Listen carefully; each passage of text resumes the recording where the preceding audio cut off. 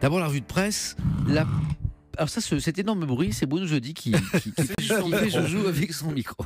La pêche au gros a du retard, dit ce matin l'Humanité. Alors ici, par gros, il faut comprendre, ce sont les mots du Parisien, gros calibre de droite, que ce responsable républicain suffisamment emblématique pour que le président Macron, dans sa stratégie de recomposition de la vie politique de notre pays, puisse afficher un résultat. Ce qu'à droite comme à gauche, on vit surtout comme un dynamitage en règle, quand l'onde de choc fait vaciller la droite. Ça, c'est la une ce matin du Figaro. La pêche au gros a donc du retard. L'annonce du gouvernement, vous le savez, a été retardée de 24 heures, le temps de la vérification de la situation fiscale des futurs ministres et des risques de conflit, pour reprendre le communiqué de l'Élysée. La Croix s'en félicite, ce qui témoigne, selon le journal, d'un changement d'époque. Pour la Croix, l'exemplarité du personnel dirigeant, qui vaut aussi pour les entreprises, est indispensable au redressement de notre pays. Encore un petit peu d'attente, donc.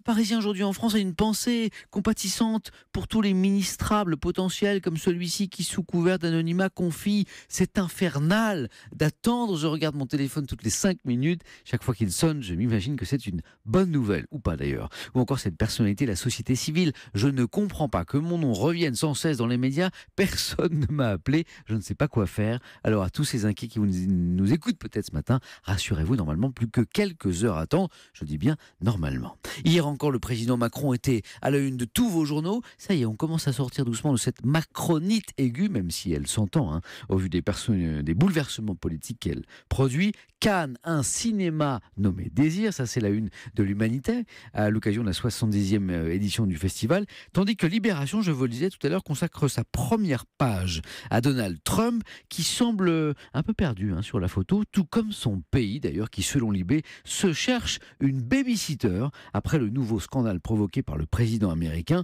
Et Libération cite David Brooks, chroniqueur conservateur du New York Times: Trump a transmis des secrets à des visiteurs russes. Il ne l'a pas fait parce qu'il est un agent russe ou avec une intention malveillante. Non, il l'a fait parce qu'il est négligent, parce qu'il est incapable de se contrôler, et surtout parce qu'il est un enfant de 7 ans qui a désespérément besoin de l'approbation de ceux qui l'admirent. Voilà donc pourquoi, selon Libé, l'Amérique a besoin d'une babysitter.